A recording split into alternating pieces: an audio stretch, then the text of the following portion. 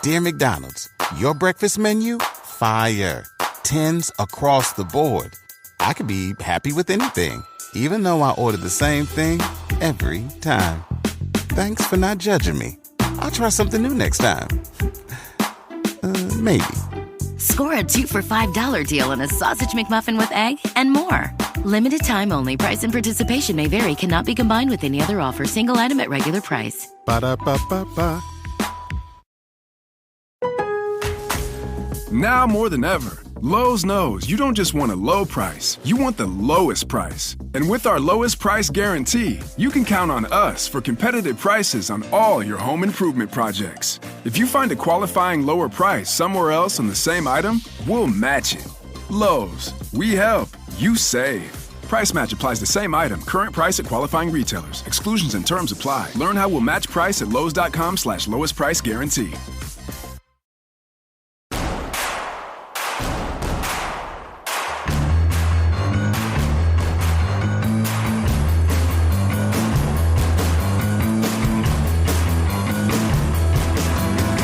From your favorite source for Chicago White Sox talk, delivering news, interviews, analysis, and more. This is the Sox Machine Podcast with your hosts, Jim Margulis, James Fegan, and Josh Nelson. Thanks, Rob, and welcome to the Sox Machine Podcast. I'm your host, Josh Nelson, and it's Sunday night, May 25th, 2025, as we record this new episode. We hope that you are having a wonderful Memorial Day weekend. The White Sox have an afternoon game in Queens on Memorial Day against the New York Mets. We'll preview that series later in the show as the White Sox face one of the best teams in Major League Baseball. But the White Sox picked up another series win against the Texas Rangers. They had a good shot of sweeping them, but they blew another ninth inning lead. The White Sox are now 17-36. They're on pace to win 52 games in 2025. That would be an 11-game improvement from last year.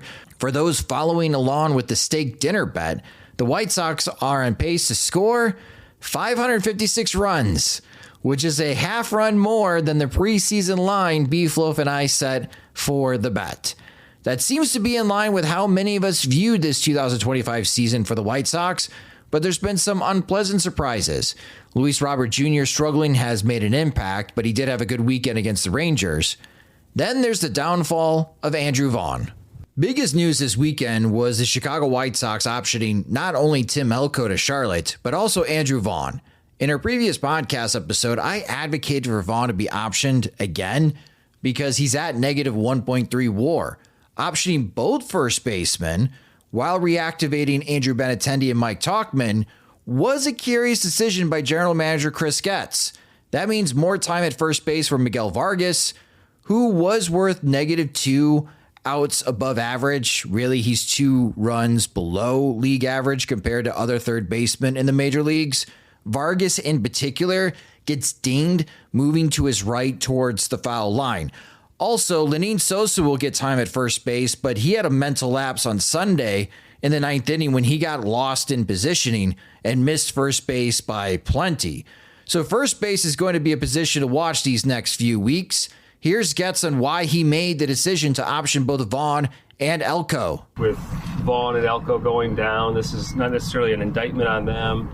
There's always things that need to be worked on, but an opportunity to maintain depth, balance our lineup, and perhaps get a tick more versatile defensively. When it comes to Vaughn, obviously he's been grinding. He has. We had a discussion yesterday, and there's a point in a lot of players' careers where you're better off going down to AAA for a little bit. Really starting to almost focus on reclaiming who you are as a player, as a hitter. We've seen him dangerous before in the box, and we want to get him back to that. In regards to sending Elko down, he had some big homers for us. We certainly expect him back, but we opted to balance out the lineup, do a little bit more things defensively, and maintain the depth for the remainder of the season. But we do expect both those guys back at some point. Getz was also asked why he felt the timing was now to option Andrew Vaughn. Yeah, if you look at some of the underlying work that he's done, there's a little bit of unluckiness in his game. He would square up the ball, from time to time and get hits, get big hits. I think at this point, though, we can't just rely on the expected numbers. I think the level of production that we need to see out of him and that position needs to be better. And so, there's some physical adjustments that can be made, and we're going to dive into that. Getz also shared what adjustments the White Sox need to see from Vaughn while he's in Charlotte. There are some mechanical adjustments that can be made. The syncing up his lower half and upper half. He was a guy that, early on, although maybe he wasn't getting hits, he was making good decisions at the plate, seeing the ball well, taking his walks. Some of that is put your body in a position to make quality decisions. So this game will speed you up for a lot of different reasons because of the talent of the pitching, just the overall talent of the major league level. So to go down and play against this type of competition in a different environment can really allow you to make those adjustments, because you put so much pressure on yourself as a hitter to be productive, and sometimes the harder you try, could be a detriment. So at this point, we felt like it was necessary to go down there, but we still believe in Andrew Vaughn, and he knows he can be a productive major league player, and I imagine he's going to take advantage of this. White Sox manager Will Venable shared his thoughts about Vaughn's demotion to AAA, stating that there's no set timetable for his return to the majors. No, I think, you go down there with a plan as far as the things that you want to work on and clean up, build that plan and go out and try and execute it. But I don't think putting kind of a time frame on it is useful, and it's not something that we did. Venable was also asked if the clubhouse dynamic will be impacted, not seeing Vaughn there every game. It'll be different, but this is part of it. I think you point to guys across the league that have done it.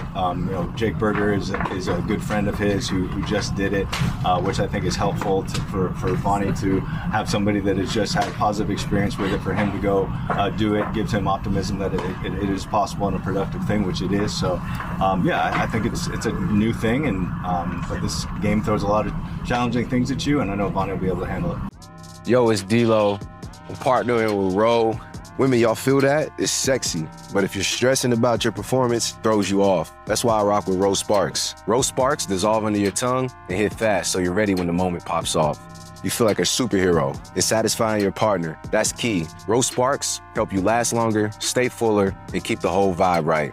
When prescribed, new patients get $15 off their first order. Hit up ro.co/backyard and to see if Rose Sparks are right for you. That's ro.co/backyard and see if Rose Sparks are right for you. Compounded drugs are permitted to be prescribed under federal law, but are not FDA approved. Do not undergo FDA safety effectiveness or manufacturing review. For full safety information, go to ro.co/safety-info. With McValue at McDonald's, you don't just get deals on the drinks. You get deals on McDonald's drinks. So when you're breaking a sweat, embrace the chill without breaking the bank. And when your crew is running on empty, keep your wallet full while refreshing the squad. Ace the vibe check with drinks like lemonade, frozen Fanta Blue Raspberry, or any size drink for just $1.49. Limited time only. Price and participation may vary. Cannot be combined with any other offer. Ba-da-ba-ba-ba. Joining me now to ponder what's next at first base for the White Sox, recap the White Sox series win against the Texas Rangers, and review the upcoming New York Mets series, our Sox Machine's beat reporter James Fegan and managing editor Jim Margulis. Hello, gentlemen. And they did it. I didn't think they had it in them, but the White Sox option Andrew Vaughn. We just heard from both Chris Getz and Will Venable about the situation. James, from what you are hearing at the stadium and in the clubhouses, do you have any insight on how long of a stint this could be for Andrew Vaughn in AAA or even Tim Elko? It definitely, the messaging was that Vaughn would be back soon. I wouldn't think they would need a prolonged run of looking good to do it, but obviously he does have to look good, and we've been waiting for him to look good all season, and that hasn't happened yet, and he didn't exactly just go down there and mash 3 home runs right away or anything like that. So at the same time, they clearly feel like their roster is a bit more versatile without him. Obviously, to some of that rests in the idea that Lenny Sosa can play first base and be normal, which we'll see on that one. But as far as like matching up, being platoon wise, and doing all the sort of like super active things that Venable's often doing, I think there probably is a bit more flexibility or movability. It certainly makes Andrew Benintendi be the DH all the time. Something they can do, if only because they have 6 outfielders. And how else do you just make this work at all without it? But as far as like having kind of a host of multi-positional gloves with Rojas and Sosa and the different handedness, like, and if like any arrangement that leads to like Vinny Capra like literally playing it all, which it isn't necessarily an organizational priority, but a curiosity of like how little someone can play while on the roster. It's clear, like, I think if you wanted to take like a super pointed interpretation of Will Venable's like post-game comments Friday that he certainly did not mean, it's like him saying like, man, we're able to execute a game plan like 1 through 9, like everyone doing what they're supposed to in any given at bats, which, it's not like Vaughn was going off book, but is certainly when he's not going well, is someone who's very aggressive and can hit a lot of stuff in the ground. It's unproductive or kind of ruinous sort of contact in search of like the hard contact, like extra base hit that he's supposed to deliver, and not necessarily someone who's supposed to think about, oh, I've got a bunt or hit directionally. He's supposed to be your big bop in the lineup. But if he's just going and grounding into really hard double plays like all the time, he's not fitting into the game plan the way that maybe your sort of more versatile bats are. So, yeah, I think they're certainly not going to ignore Vaughn getting hot at a level that he should get hot at some point. But it also doesn't seem like, oh, our roster's just broken without him. Like, we got to rearrange everything. We don't want to live this way where we're putting plus defenders at every position. When can he get back? Like, there's not that, but, and that kind of speaks to just like him not necessarily fitting like with the long-term, what they'll do on the diamond. But I think if, he is 2 weeks and he's 1,000 OPS, he'll be right back. Which I probably could have just said and made this a shorter segment, but there'd be less color. Well, I appreciate the color. Jim, Lenny Sosa, let's talk about that costly mistake on Sunday. Didn't cover first. I think based on replays, he was lost. Like, oh no, where am I on the field? And that run, unfortunately, that did reach safely was the difference as the White Sox lost 5-4 on Sunday. I'm not expecting Lenny Sosa to get a long run at first base. Are we going to see then more Miguel Vargas at first instead of third? It might seem so, although with Sosa hitting fairly well, I think that's the tricky part. Like, he's hitting well enough to play somewhere. And the White Sox don't have all positions accounted for because like if he's not playing first, he's playing second, assuming Benintendi is DHing, which it seems like he's going to do. So, he's got a bat that's playing enough to where like this team, they don't have to play him somewhere, but they're inspired to do so. So that leaves like second or first. And you would think first would be the simplest place to play him because it has like the fewest moving parts. We saw him earlier in the series misstepping on second base, taking like a lead runner out, and instead like aborting mission and throwing to first. And then all of a sudden you have 2 runners in scoring position. And then you factor in this play where he's just not covering first. And like, that's probably, it's very easy to oversimplify defensive execution and say, well, we are taught in Little League to do this. But like in first base, like that's very much a case of where do you go with the ball if it's hit you? Where do you go with the ball if it's somewhere else? And in this case, like it's more complicated at the major league level because the cutoffs are different, everything like that. But in the case of this one, it's like if it's hit to me, field it. If it's not, go to first base on the ground. In this case, like no matter what Miguel Vargas was going to do, whether go home, if he got a clean handle on it, or go to first, like either way, his responsibility is once the ball is on the ground to the left side is to report to first base. And he did not do that. And so that's, I think, where it's a case of it's very, I think, black and white or stark with the issue, which is that he gets lost in the field, and it almost seems like a distraction type thing. And, it's very, you get into armchair diagnoses, which I don't like doing, but ever since the White Sox didn't take Reynaldo Lopez seriously about focus issues and then realized like he couldn't see, it does make you wonder, or, just it's worth throwing out there at the very least, like whether the White Sox have done like,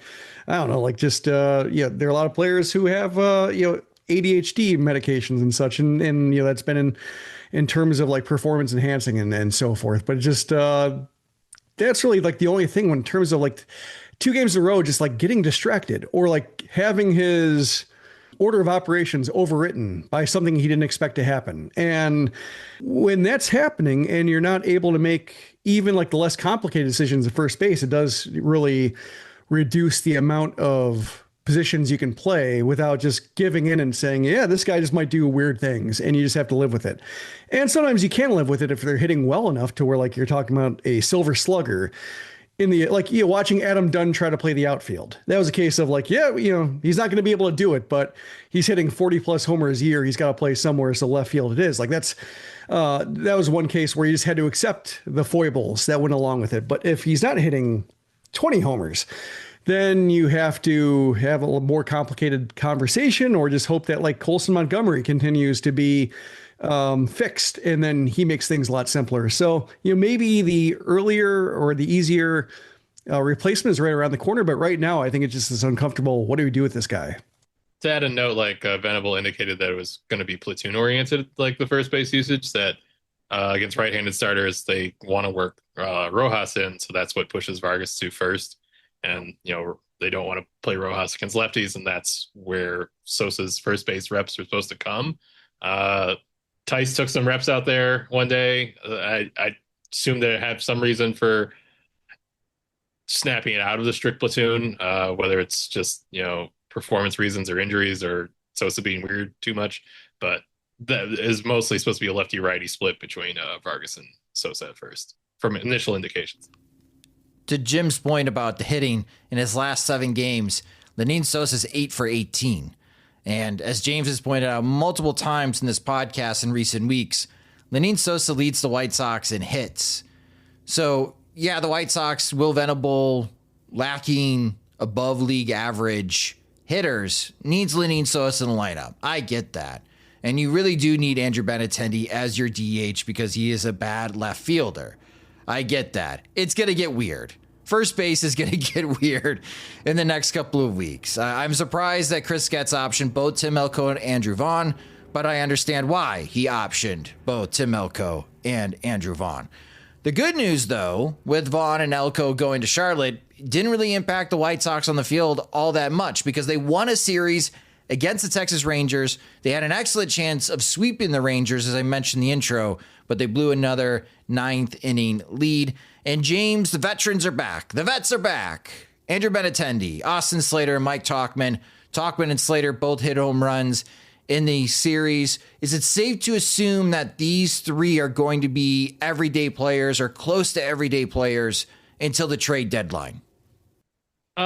Slater, I would downgrade a bit because like he's the short side of a platoon. I don't think they're like never play him against righties ever. And they certainly like his defense is good enough that he doesn't get like played off the field for defensive substitutions, even if I think he ranks below seemingly definitely Taylor and, him and Tauchman never really have, I guess, a reason for them to be directly competing, but initial indications is that they rate Tauchman a little higher defensively than Slater. So he doesn't merit a defensive sub replacement, but he's a short side of the platoon, so you could easily go like a series without seeing him get a start.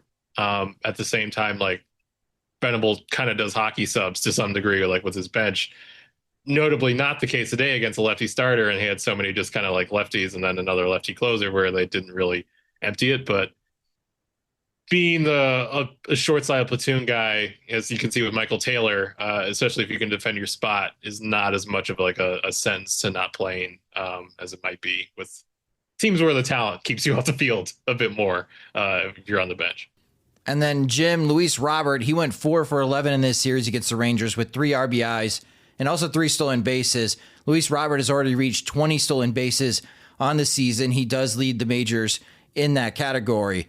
Are we reversing course now from our panic state in our previous podcast episode on Thursday? I'm going to just, from here on out, just be ambivalent. Always be in panic state? Yeah, or not panic state, but just neither panicked nor encouraged. I think I'm just going to be numb to what Luis Robert does in a given week. Maybe I'll revisit it on a monthly basis, but he is the most talented player the White Sox have, and occasionally that should show. And so I don't know whether this is a case of the start of an upswing or just, he got some hits to fall, and when that happens and he gets on base alongside, legitimate contact being rewarded, it should be a good time had by all. So I think, there's, with Robert doing a better job of discerning balls from strikes and still being healthy, talented, fast, etc., he should have weekends where it all comes together and everybody should feel good no matter what. He's been so underperforming his physical skill set that regression should help him out at some point. Just a matter of whether this is just, he needs more than regression to come back. He needs a legitimate heater. So that's where I'm not optimistic, but I would be a lot more worried if he couldn't run or if he were swinging with one hand, like he was a couple of years ago when we seen him in a compromised state. So hopefully it's just a matter of, equilibrium being very difficult for him to accomplish, but he's fine. And so seeing him run the bases and leading the league in stolen bases, I think is still my leading indicator of there should be better here, but whether it'll show up in time for it to manifest in trade value is something where I need to see it to believe it at this point. And then Sean Burke, he bounced back nicely against the Rangers. He had a difficult first inning. He walked 2 batters, but he was able to get through 6 innings. He only walked 3 in that start. So from innings 2 through 5, he only walked 1 batter. So he got his walks under control. James, what worked for Sean Burke? What did he tell you post game to make that adjustment and look a lot better than his previous 3 starts? I mean, for him, at the dangerous risk of saying the most generic thing possible, fastball command is key, I believe, for Sean Burke. Unique among pitchers, I believe, in this, how much it affects them. But he is more fastball heavy than all their other starters, who all of them are most what's the bare minimum number of fastballs I can throw to get out of here today mindset. Whereas for him, it's something that's big, that's finishing up top. But another thing he said he's been tapping into more is, he throws so many breaking balls, so many chase breaking balls in the dirt, that if he can occasionally pipe in that fastball at the knees for hitters who are kind of that's low, this guy is either throwing high fastballs or spiking breaking balls, I'm ignoring everything that's not built up.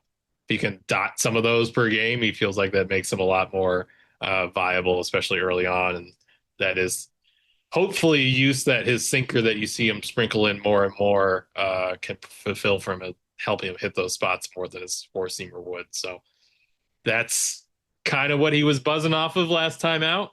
Obviously, there's still a bit more control hiccups than you want. He's scheduled for Wednesday against New York, which would have a lot of lefties as a challenge for him. But there is a little mystery with Jonathan Cannon saying he's felt great Sunday and talking like he expects to pitch in New York. I think Burke would be the most likely person, both on schedule-wise and arsenal-wise, that you would say, okay, let's push him to Baltimore, see how that goes for him. So that could be an element for him dictating his week as much as anything. I mean, Sean Burke did pitch his college baseball with Maryland, so it'd be kind of a homecoming a little bit for Sean Burke if they did do that. Burke went 6 innings, allowed just 3 hits, 1 earned run against the Rangers. Again, walking 3, but striking out 6. A nice bounce back start from Sean Burke against the Rangers over the weekend. A pitching performance that didn't go so well, Jim. And this is where a lot of White Sox fans, especially on social media Sunday night, pulling their hair a little bit. And it's the bullpen experience, specifically the Jordan Leisure closing experience, wasn't fun. Do you agree with Will Venable's approach where right now he seems to be having a rotation of guys trying to close out games. We saw Steven Wilson close out a game and pick up a save for the White Sox recently.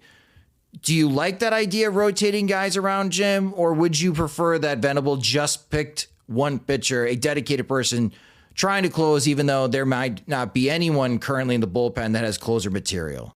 I don't dislike it, I guess what I'll say. Like, I don't know if I like anything about this bullpen really that would get me thinking that there's like a better option than what he's doing.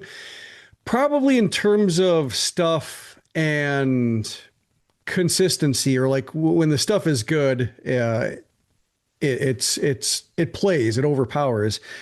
I would guess that Cam Boozer is maybe like the most closer-like pitcher they have, but he's a lefty, and sometimes it doesn't match up well. And also, when it goes wrong, it goes wrong. Like he's had scoreless outings, then he's had disasters, and so enough to where you might have to use him an inning earlier to face lefties, to get tough lefties out, and that's understandable. Like, this bullpen is not so good that if the White Sox have to nurse a 1-run lead across 3 innings, that they can afford to save their best, what they feel like is their best reliever for the very end. They need outs first, and that's kind of been working for them until it doesn't. But yeah, I think just, Wilson got into a home run problem, so he's not perfect. Leisure has, when he makes mistakes, they seem like they're very hittable. So he's not great. So I think there is probably safety in numbers in the sense of just not being able to, for fans, or even, maybe it's even like, you don't even have to invoke the fans at this point, because, player confidence is, they're judging results. Like, even if there weren't fans to boo or be disgruntled or threaten them on social media, they would still be a case of like, oh, they're not happy with what they're doing. They're all being asked to pitch above their pay grade. And so when you look at it that way, and they've tried Leisure, I think, enough times to think like, he's going to have to prove it, I think, over the course of, maybe a month, to show that like he's going to be a future closer, like that his stuff is, he's got 2+ pitches enough to get through the highest leverage situations every single time. But if they're all not going to get there until they prove otherwise, and I think it makes sense to defray it and just spread it out and not ask too much of any one pitcher. Be pleasantly surprised when they get the job done in easy fashion. And if they don't, then like you just avoid them the next time. And if I'm Will Venable and I'm throwing any of Wilson or Leisure or Boozer out there, I think you can defend it. And as long as you're not going the same well over and over again, because Leisure is now 1 for 4 in save opportunities, and all of the save opportunities were legit. Like, sometimes guys are like 1 for 7 in save opportunities, but the leads that they blew were in the 7th inning on an error, and they were never going to get the save to begin with. So it's like, why even bother counting them as blown saves? But in this case, like, Leisure was out there to save the game, get the final 3 outs, and he didn't. So, yeah, I would, if I'm Venable, I think my first instinct is to try to not saddle somebody with the disappointment of blowing more saves than the average closer would. And then, as long as you have credible major league relievers in the 9th inning, then I think you're probably doing most of the job, which is kind of sad to say. But given the state of the bullpen and how, until like maybe Grant Taylor arrives, I don't know if there is that arm that's going to be somebody who makes the math a lot simpler on the back end. I have a pedantic take. Sure. With the way that the game was sequenced at the start of the 8th, with the Rangers 1-2-3 coming up, I think Venable thought he was throwing Booster into the highest leverage spot when he brought him in the 8th.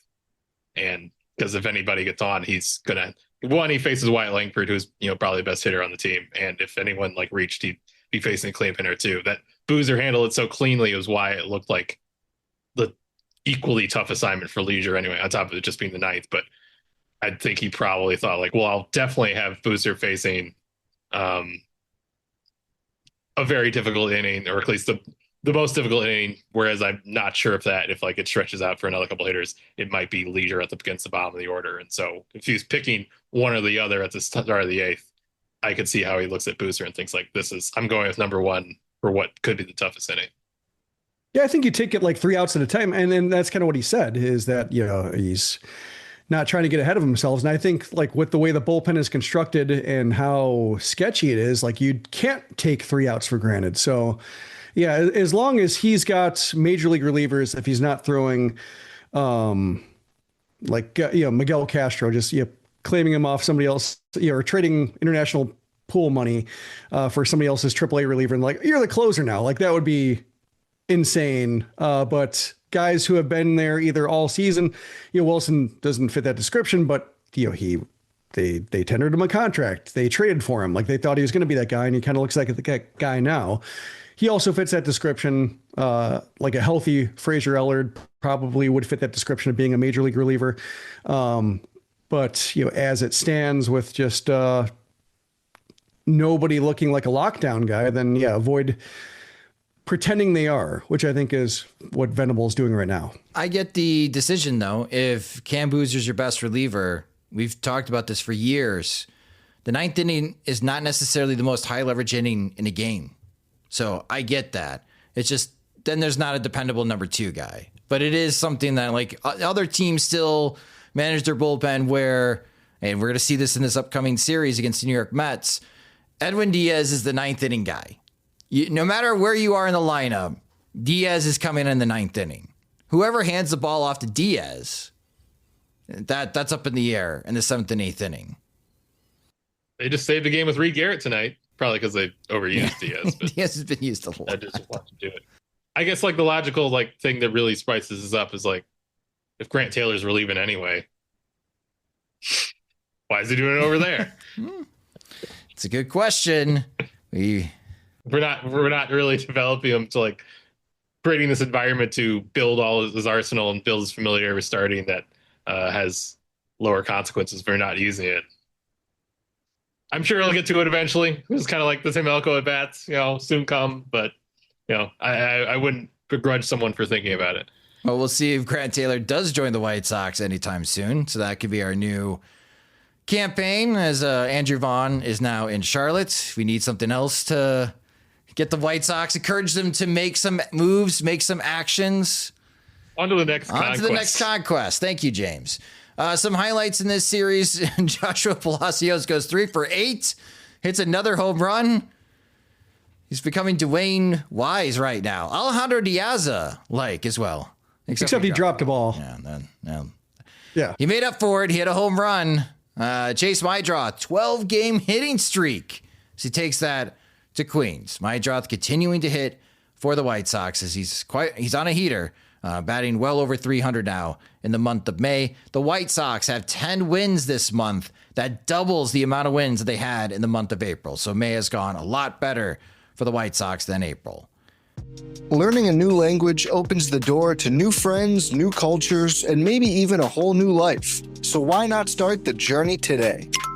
There's over a dozen languages available to learn at your own pace so you can achieve your goals with material tailored to your individual proficiency level, interests, and time availability. I'm finally learning French after taking classes in high school and thrilled to finish what I'd started years ago.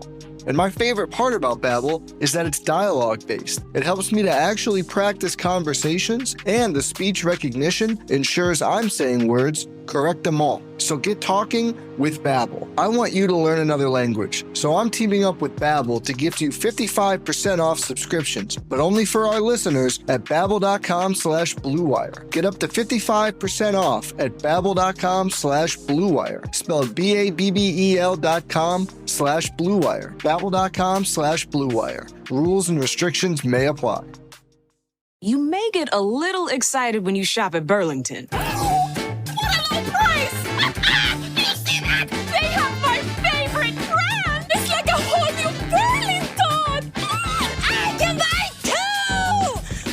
I'm saving so much! Yeah! Burlington saves you up to 60% off other retailers' prices every day. Will it be the low prices or the great brands? Burlington. Deals? Brands? Wow. I told you so. Styles and selections vary by store. As I mentioned, the Chicago White Sox now head to Queens. They will be playing on Memorial Day, Monday at 3 o'clock. The New York Mets, 31-21 on the year. As we record this, they're wrapping up their game against the Los Angeles Dodgers. So they're going to be 2.5, maybe 3 games back of the Philadelphia Phillies in the National League East. In the last 10 games, the Mets have been struggling a little bit. They've been 4-6. Offensively, the Mets are not the offensive juggernaut that many expected. And a lot of that is on Juan Soto not having a blazing start to the first 50 games of the season. We'll talk about that in a moment. The Mets average 4.38 runs per game. Their team OPS is 9th in Major League Baseball. They have a team OPS of 734. They hit better at home.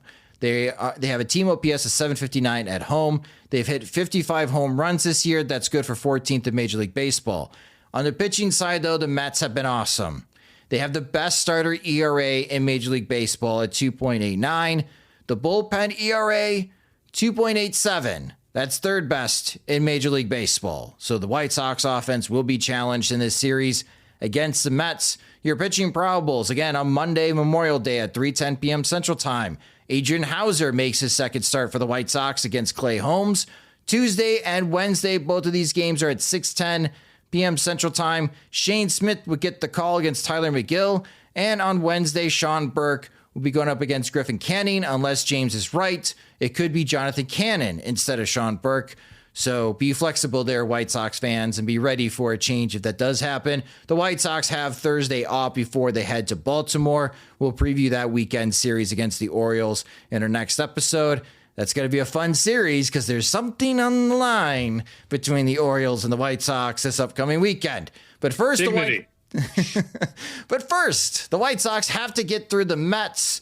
And James, to borrow one of my favorite phrases in Star Wars, I've got a bad feeling about this. How can the White Sox fare? I guess what's your expectation of the White Sox fared against this New York Mets team that has been playing good baseball? They've been pitching very well, but offensively they can use a wake-up call, and boom, here come the White Sox. Hope to take 1 out of 3. That would be good. Shane Smith is they're pretty much their best starter. The potential of Cannon, they're certainly built a bit more to win a 3-2, 4-3 game than they have in past years based on, you'd hope, defense, but we just watched them, played 2 bad defensive games in a row. One of them going away, lost the other one because of it. And they're talking. I don't want to give excitement about this lineup and what their capabilities are, but I think there's something to it. They have a lot of guys who can work counts and work walks. Vargas seems a little. It's still hard to buy him as a middle of the order level power guy, but certainly is a legit bat in a way that I think is giving some stability, that waiting on Luis and Andrew Vaughn to do something. Luis Robert as a 5 hitter is one step closer to what I think his ideal is, of just guy who comes up after the cluster of your lineup is gone, where either there's runners on bases or just a level of exhaustion where he gets something in the zone early in the count and whips on it. I feel like this puts him in a bit more position and less, center the entire offensive game plan around him. I was talking to Miguel the other day about are you seeing kind of an adjustment with how you're being attacked? Because the whole thing you did was a correction against high velocity, and now that hey, challenge him with a fastball is not a good idea. You'd think they'd stop challenging him pretty soon, and he was not very fazed by it. He's yeah, maybe a little, but nothing major. They still have to come in the zone at some point, and it's to his approach, which has always been pretty patient. His at bat shouldn't just completely change shape because people know he has pop or people know that he's going to be able to hit a fastball. He was already whereas Lenny Sosa gets hot, you see how the bat take a shape against him, where it's all right, let's spam him other batter's box sliders for a little bit and see how that goes. Vargas has this stability to him that I think suits the middle of the order a bit more to just function or have consistent, at bats where they get a runner on and they can put the ball in play and move them over, like at least create some sort of threat over the course of an inning a bit more. So all that to say, like, I can see some game where they win 4-3 behind one of their starters going good. And certainly if you have both Smith and Cannon coming up, you probably feel a little bit better about seeing that happen at some point. Of course, the 3 games and, not being mentioned as one of the sweeps going around the league. I think that'd be a good outcome for them. Then I think they can have, a series against Baltimore where, I don't know, say they have the advantage or anything, but certainly you can feel optimistic about them winning that series. And I think seeing a path to 3-3 every week for the White Sox, like, it's not like a fun thing to like talk about, but that's meaningful progress from last year. I think we all know that. It is. Even if the methodology from which they're getting there doesn't have, I think, as Jim will write about, that many young players to get hyped about. It's more like a small collection of projects rather than a full-blown youth movement. So I don't know if that takes away from it, but I think sometimes I read our comments and it seems like people would just like to watch decent baseball from now and then, and the Sox providing incrementally higher portions of it.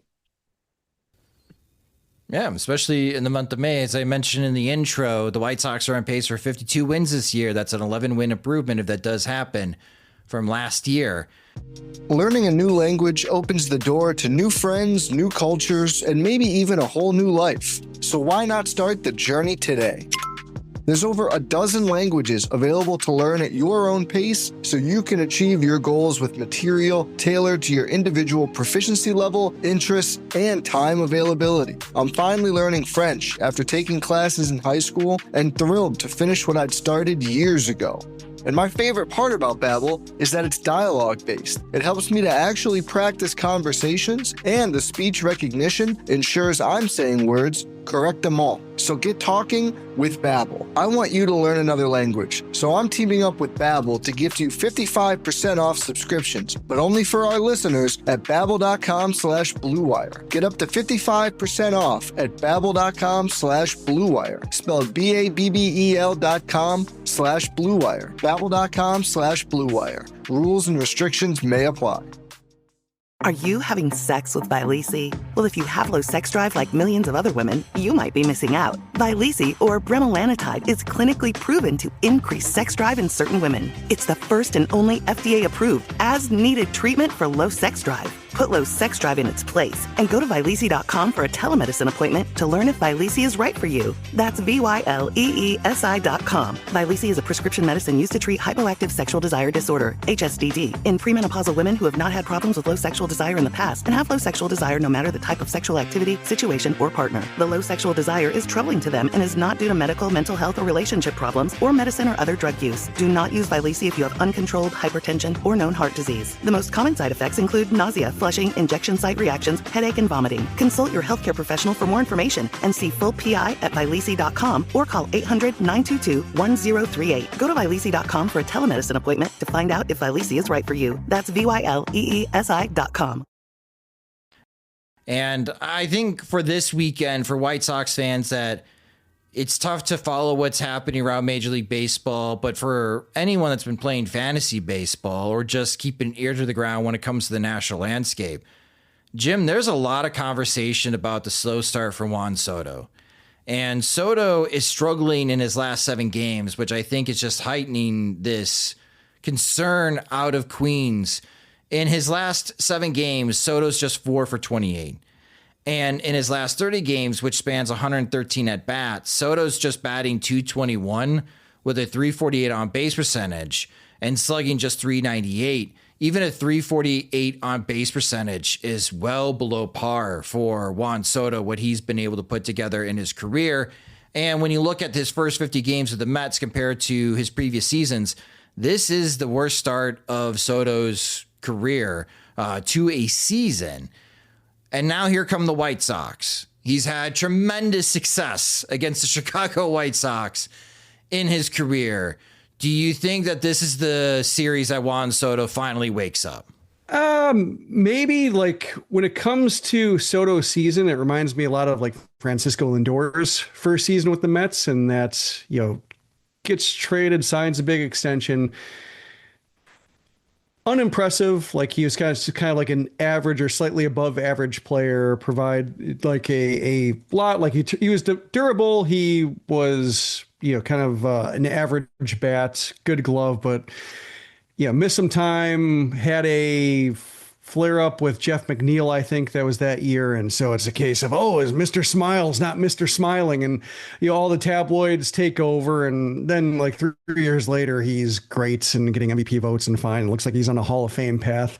And, what was it all for? And so like with Juan Soto, kind of reminds me of the same thing. Like, perhaps the contract puts a target on his back a little bit, and he has to get used to being like a fixture versus like a mercenary for the Yankees. Now he's the face of a team, and the Mets have to get used to him. He has to get used to the Mets, and by the end of the year or next year, everybody will forget that these were even really dumb storylines about like, whether or not he uses a private jet independent of the team. It all feels very Mets and New Yorkish and just like looking for an opening to make a big deal out of it, especially that rumor. That rumor was true. No, it was shot down. Like I think Passan shot it down, but I heard about the rumor because I don't follow it that closely in terms of like what the New York Post is saying. But apparently like Passan shot it down, and that's how I became aware of it, was the rejection of it by National Baseball writers. What a wild conspiracy to put out there. Have you ever heard of that, James? A player flying private? It was like a misinterpretation. It was that like the team had arranged for private travel for his family, and people conflated that as like he had traveled privately with his family to the game, as opposed to like they had just flown his family out. Yeah, so there's like a part of this whole, like the New York ecosystem, fans, media, WFAN, that's just ready for like, any opening where they can say, this guy is a prima donna, etc. So that's what it reminds me of, like Lindor being the same thing. And now he's fine. The talent won out at the end of the day. And so like, I imagine Soto will be the same thing. So, perhaps it's not an immediate turnaround. It could be because he's a good hitter. White Sox have a lot of iffy pitchers, and so like that would be the way to get right. But it does feel like more maybe of a half to full season project to finally be accepted as like, or get past the initial shock of the contract he signed for and spurning the Yankees, if that's a big deal, and all the drama that the New York environment seems to generate and feed off of, and very cyclical. So that's why I'm maybe not, necessarily super scared by Juan Soto at this point versus last year when Grady Sizemore had to choose between like pitching to him or pitching to Aaron Judge, and both were, Sizemore got ripped by, a whole bunch of third-party observers, and just like, there wasn't a good choice. Soto right now is leading league in double plays, so perhaps he is a bit more pitchable than ever right now, and this is the time to face him. So those words could blow up my face, and I would accept that, but there are signs that like not quite right yet, might need a little bit of time to fit in, but he will at some point. Maybe the New York media should focus on the splits between day and night games. Maybe Juan Soto needs to have his vision checked when he's playing at night. This year, Soto has a 910 OPS. That's more on track for his career. In day games, in night games, that drops to 693. That's a pretty significant change. He's batting 284 in day games, 205 at night, slugging 514 in the day, slugging just 350 at night. Let's see how this series goes. Maybe Soto has a big game on Monday, but if he's quiet on Tuesday and Wednesday, there you go, New York media. I gave you a new conspiracy. What if Juan Soto is not good at night? That's not true. The unexciting storyline I'm looking at following the series is Griffin Canning, because he was somebody I was mildly interested in the White Sox signing, both because they do seem to have an interest in players the Angels don't quite handle well.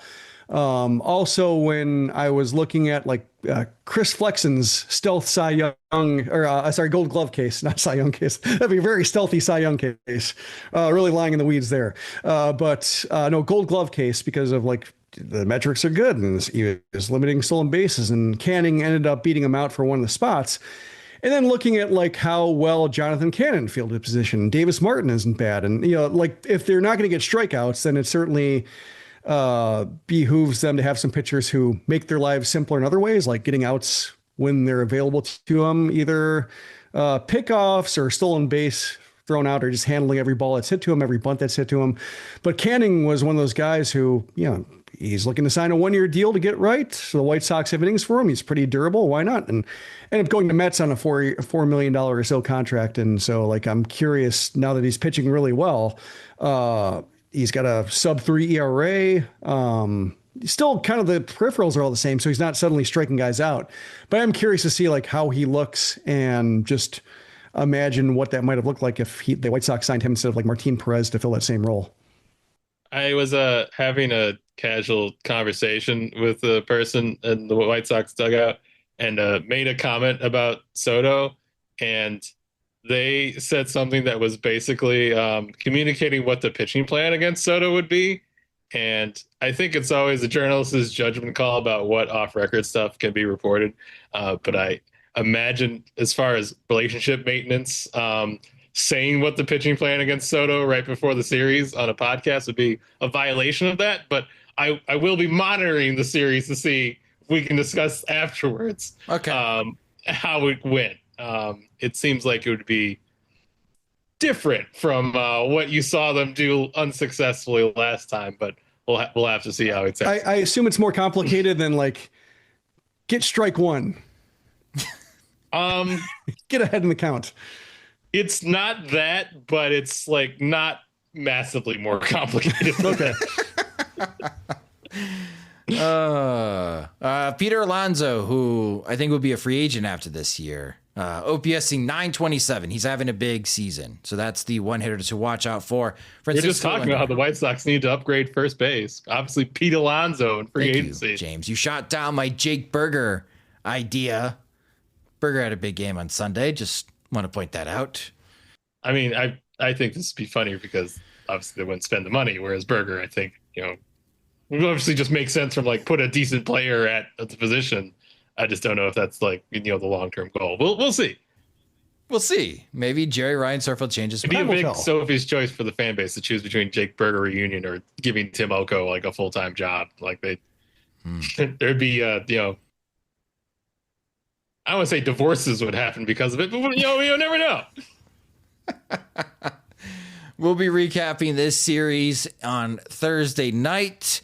As our next podcast episode, I will be joined by Mike Farron, good friend of the show and good friend of the site. He's been broadcasting college baseball games on ESPN and has also a radio show on MLB Radio that you can check out on Sirius XM. He'll be joining me to preview the upcoming college baseball regionals as we are now officially on the road to Omaha, and a little bit more MLB draft talk. That'll be your next podcast episode. And then I'll be joined by James and Jim later in the week after the White Sox and Mets series concludes to recap what happens in Queens and look ahead to Baltimore as the battle for the American League's worst team will be on. The White Sox are within striking distance to pass the Baltimore Orioles. How exciting is that? Maybe we'll call up Dan Zaborski to join us, and he can share his anger at the Orioles of just how things have transpired in 2025. Learning a new language opens the door to new friends, new cultures, and maybe even a whole new life. So why not start the journey today? There's over a dozen languages available to learn at your own pace so you can achieve your goals with material tailored to your individual proficiency level, interests, and time availability. I'm finally learning French after taking classes in high school and thrilled to finish what I'd started years ago. And my favorite part about Babbel is that it's dialogue-based. It helps me to actually practice conversations, and the speech recognition ensures I'm saying words correctement. So get talking with Babbel. I want you to learn another language, so I'm teaming up with Babbel to gift you 55% off subscriptions, but only for our listeners at babbel.com/bluewire. Get up to 55% off at babbel.com/bluewire, spelled BABBEL.com/bluewire. Babbel.com/bluewire. Rules and restrictions may apply. Are you having sex with Vyleesi? Well, if you have low sex drive like millions of other women, you might be missing out. Vyleesi, or bremelanotide, is clinically proven to increase sex drive in certain women. It's the first and only FDA-approved, as-needed treatment for low sex drive. Put low sex drive in its place and go to Vyleesi.com for a telemedicine appointment to learn if Vyleesi is right for you. That's VYLEESI.com. Vyleesi is a prescription medicine used to treat hypoactive sexual desire disorder, HSDD, in premenopausal women who have not had problems with low sexual desire in the past and have low sexual desire no matter the type of sexual activity, situation, or partner. The low sexual desire is troubling to them and is not due to medical, mental health, or relationship problems, or medicine or other drug use. Do not use Vyleesi if you have uncontrolled hypertension or known heart disease. The most common side effects include nausea, flushing, injection site reactions, headache, and vomiting. Consult your healthcare professional for more information and see full PI at Vyleesi.com or call 800-922-1038. Go to Vyleesi.com for a telemedicine appointment to find out if Vyleesi is right for you. That's VYLEESI.com.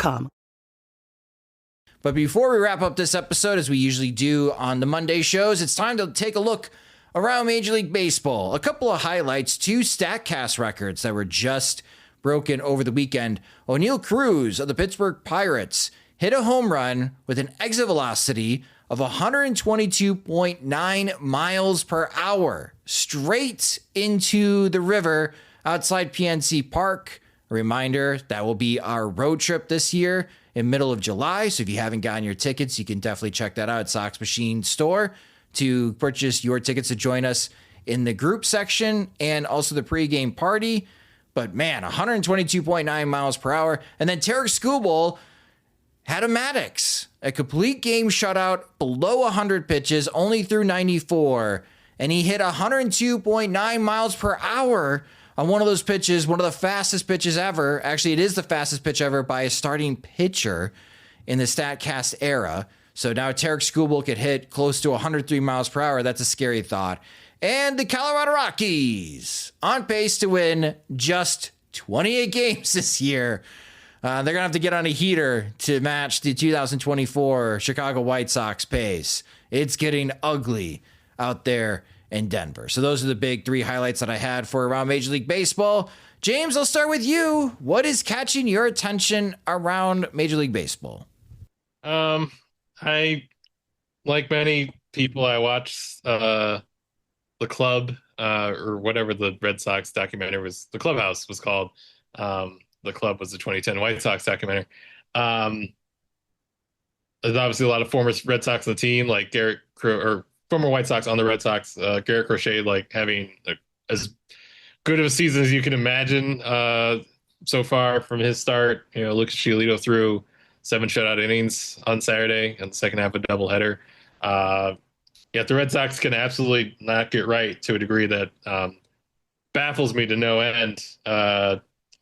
Looks like they split with like Baltimore, which, you know, helped Baltimore stay ahead of the White Sox for not being the worst team in the American League. The lineup like looks more loaded than I can imagine like a White Sox lineup looking into the next 2 years, even without having a real first baseman, and they still struggle. It kind of speaks to, one, they've had some like rotation injuries and instability, but they could really use a reliable bullpen. White Sox can't really help them out too much in that aspect in terms of what they can offer. I suppose I could send them like a picture of like Cam Boozer. It says like "Miss Me Yet" or something like that. But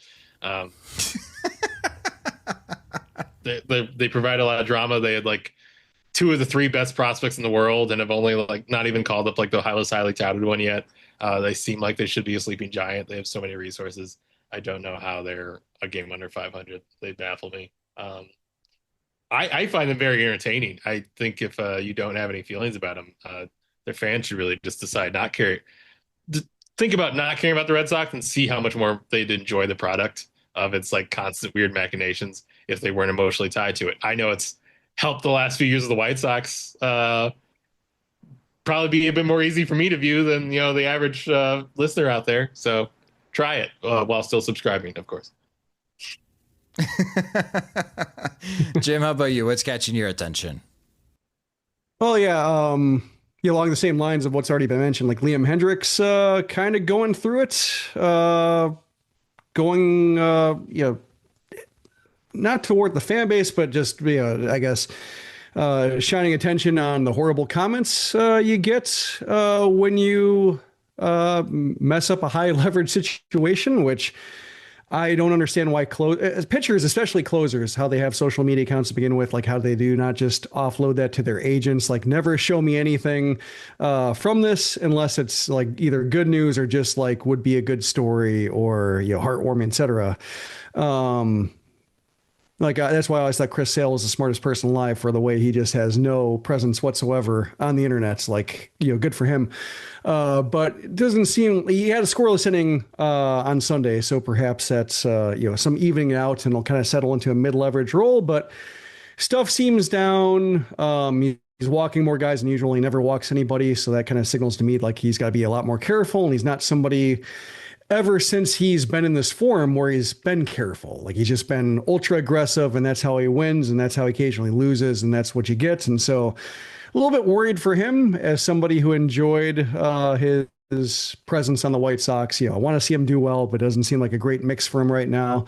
Also kind of reminding me that ever since he's achieved this form, like he's probably, between Oakland and the White Sox, probably the two best fan bases, for somebody like him. Like, I think in terms of just appreciating somebody who's very good and highly paid and, accepts a character. I think, A's fans loved him. White Sox fans, I think, are more inclined than other fan bases to like him and and stand by him when things aren't going well. Whereas like the Red Sox, not so much once your first impression. So there's that. Also, like I was going to mention O'Neal Cruz even before he set the record, because like he's been torching the Brewers in a way that's very enjoyable. I think he's had like 3 hits, 2 homers, a triple, like all over 113 miles per hour, like 117 miles per hour. And there's something that's very satisfying just because of the levers involved, being 6'7" and the bat speed. Like when he gets a hold of one, it's the kind of power that like makes me want to flip over a car and set it on fire. Just like there's something very primal and violent about it that just is so satisfying. And it reminded me that like when he broke his ankle under Sebi Zavala with that really awkward slide, like and it came at like a kind of a fragile moment of his career, like just starting out, like, are we going to be able to see the best O'Neal Cruz? And what a horrible way for it to turn if it's like against the White Sox, and your career takes a turn for the worse with Sebi Zavala cursing at you because you almost injured him as much as he injured you. And to see him rebound, it's at a different position now. He's playing center field because the infield didn't quite work out. But like just seeing him be able to capture that power and also the speed, like he's like 18 for 19 stealing bases.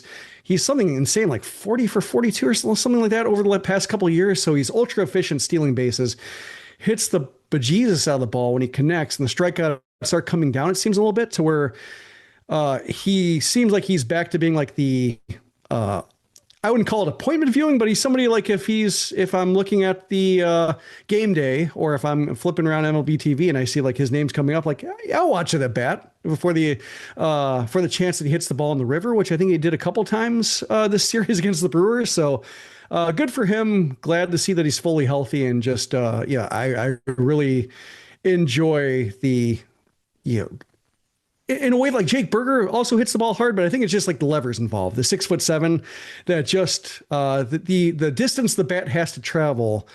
And when it connects, I think it just adds that extra oomph that is really just ultra satisfying. O'Neal Cruz this season, average exit velocity, 97 miles per hour. Yeah, it's fun. His bat speed, averaging 78.9 miles per hour. Both metrics are in the 100th percentile in Major League Baseball. And again, we will see him in mid-July, July 18th to the 20th. Hopefully you join us out in Pittsburgh. We only have 8 tickets available. Again, go to the Sox Machine store to join us in Pittsburgh. Yeah, I'm hoping for at least one of those hits while we're in attendance. I want to hear it.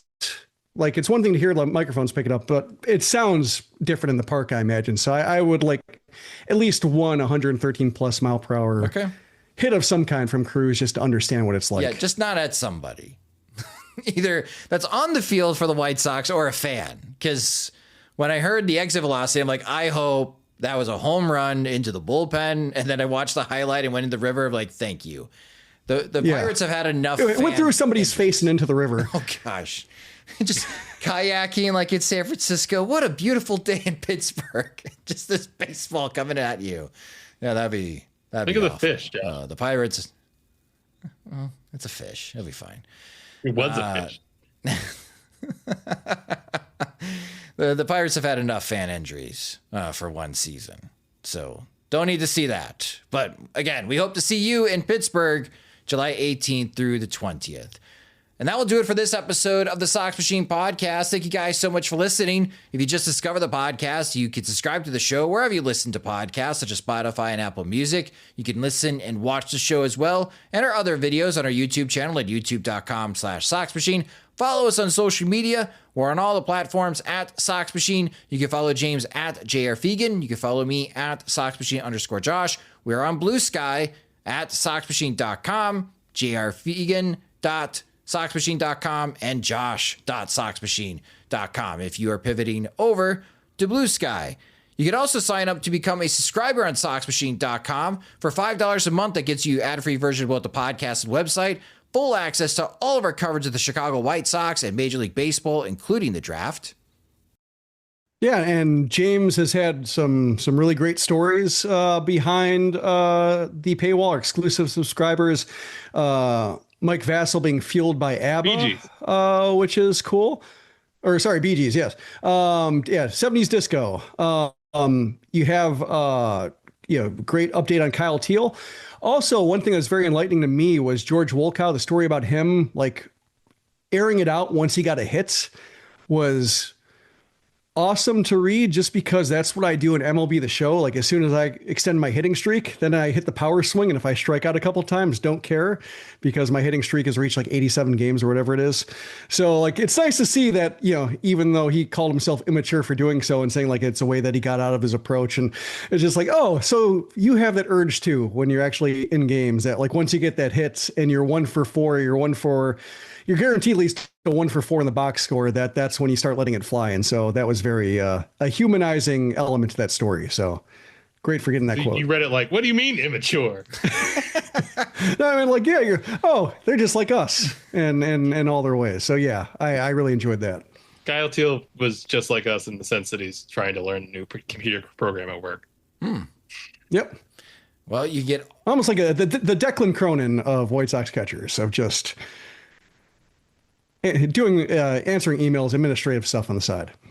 Again, you get full access to all of our coverage of the Chicago White Sox, like Jim mentioned, on SoxMachine.com. Sign up. Monthly plan start at $5. We also have a couple spots in our Veterans Committee, which you can be part of our group chat and have direct access to both Jim and James. So James shares information and the gossip and whispers that he's hearing at the ballpark. If that interests you, go to SoxMachine.com. Gripes. The Sox Machine podcast is a production of SoxMachine.com. You're on for all things Chicago White Sox baseball and part of the Blue Wire Podcast Network. Alongside Jim Margulis and James Fegan, I'm Josh Nelson. Thanks for listening and watching.